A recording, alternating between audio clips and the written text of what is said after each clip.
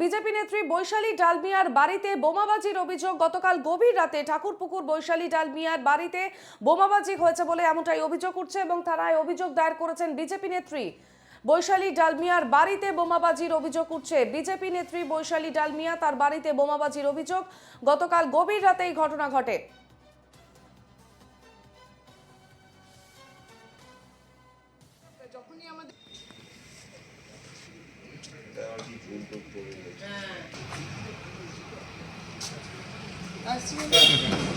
বাগানের ভেতর দিয়ে গোলা গোলা গোলা গোলা আগুন বেয়ে চলে গেল, পুরো গোলা আগুন দিয়ে এখান দিয়ে যে গোল গোল গোল মানে মনে হচ্ছে যে সেই সিনেমা না, ওনারা ফোনে যদি ইনস্ট্রাকশন দিয়ে দেয়। বৈশালী ডালমিয়ার বাড়িতে বোমাবাজির অভিযোগ উঠছে এবং সিসিটিভি ছবি আপনারা দেখতে পাচ্ছেন এবং অন্যদিকে তিনি যেটা অভিযোগ করছেন যে তার বাড়িতে গভীর রাতে বিজেপি নেত্রীর বাড়িতে বোমাবাজি করা হয় এবং কি বলছেন তিনি শুনবো একবার। চলে গেল, পুরো গোলা আগুন দিয়ে এখান দিয়ে যে গোল গোল গোল মানে মনে হচ্ছে যে সেই সিনেমা।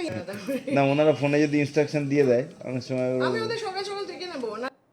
ঘটনাটা কি মানে বলুন তো, আমরা তো এখানে এই জায়গাটাতেই আমার মানে ঘর, আর এখানে বারান্দায় আমি বসেছিলাম। এবারে আমি এখানে বসেই থাকি রাত্রিবেলা, লোকেরাও জানে যে আমি এখানে বসি, অনেক রাত্রি অবধি থাকি। এবারে লোকেরা মানে কেউ একটা তেমন রেকি করে আর কি, আমি এখানে থাকি রোজ। এবারে এইখানটা এসেই ছুঁড়েছে, এবারে গাছ আমাদের এই যে হ্যাঁ ওই বোম, হ্যাঁ বোম ছুঁড়েছে। মানে আমি তো এরকম জীবনেও শুনিনি, হিন্দি সিনেমাতে দেখেছি যে এরকম বোম ব্লাস্ট আমি দেখিনি লাইফে। এবারে আমি তো মানে মনে হলো কিছুক্ষণের জন্য আমার আগে ভাবলাম বাড়িটা ভেঙে পড়ে গেল বোধহয় ভূমিকম্প হয়ে, তারপরে মনে হলো যে না বোধহয় বাজই পড়েছে পেছনে, এত আগুন আলো হয়ে গেল সব। আমি তো ভাবছি বোধহয় যে বাজ পড়েছে। তারপরে বুঝতে পারলাম যে আমি ভাবছি যে কিছু ব্লাস্ট করলো, ইলেকট্রিসিটি মানে মাথাতে আসতে পারছি না যে এখানে কেউ বোম ফেলতে পারে। কলকাতা শহরের মধ্যে একটা বেহালা চৌরাস্তার মতন জায়গায় যে বোম ফেলে দিয়ে চলে যেতে পারে এমনও কোনো রাত্রি হয়নি। আমাদের সঙ্গে টেলিফোন লাইনে রয়েছেন প্রতিনিধি সুস্মিত মজুমদার। সুস্মিত, কারা ঘটালো এই ঘটনা এবং কারা রয়েছে সে বিষয়ে পুলিশ কি বলছে? যেটা জানা যাচ্ছে, প্রাথমিকভাবে পুলিশ অনুমান করছেন তারা সেই মুহূর্তে সেখানে গেছিলেন, গিয়ে বেশ কিছু নমুনা তারা সংগ্রহ করে নিয়েছেন। তবে বৈশালী ডালমিয়া তিনি সরাসরি কারোর বিরুদ্ধে অভিযোগ করছেন না, তার কারণ তার বক্তব্য তিনি পাড়ায়, তাদের পাড়াটা অতি ভদ্র এলাকা এবং সেখানে কারোর সঙ্গে কারোর রকম কোনো রকম ঝামেলা অশান্তি নেই।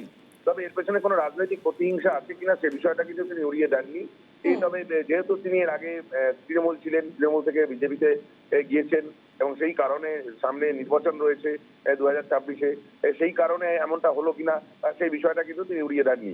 তবে সরাসরি অভিযোগ তিনি কিন্তু কারোর বিরুদ্ধে করেননি। পুলিশ এসেছিল ঘটনাস্থলে কালকে রাত্রিবেলা 11:45 নাগাদ যখন এই ঘটনা ঘটে। তার যে সিসিটিভির ফুটেজ, সেই সিসিটিভি ফুটেজ পুলিশের হাতে তুলে দেওয়া হবে এবং সেই শুধু তাই নয়, তার আবেদন যে তার বাড়িতে আসা যাওয়ার যে কলকাতা পুলিশের যে সিসিটিভি গুলো হয়েছে, সেই সমস্ত সিসিটিভির ফুটেজ দেখলে সেখান থেকে তার গাড়ি চিহ্নিতকরণ করা যাবে এবং সেই গাড়ি চিহ্নিতকরণ করা গেলেই সেই গাড়ির মালিককে ডাকলেই কিন্তু মূল অভিযুক্ত যারা ছিলেন তাদেরকে খুঁজে পাওয়া যাবে। যদিও বৈশালী ডালমিয়ার পাশাপাশি বাড়ির লোকজনদের সঙ্গে কথা বলেছিলাম, তারা কিন্তু যথেষ্ট আতঙ্কিত রয়েছে। তার কারণ এরকম ধরনের ঘটনা এর আগে এই পাড়াতে কখনো হয়নি। যখন রাত্রিবেলা গভীর রাতে বোম চার্জ হয় ওনার বাড়িতে, তখন কিন্তু পাশের বাড়ির জানলা থেকে কাঁচ চুরচুর করে ভেঙে পড়ে, এমনটা কিন্তু সরাসরি অভিযোগ করেছেন পাশের বাড়ির লোক।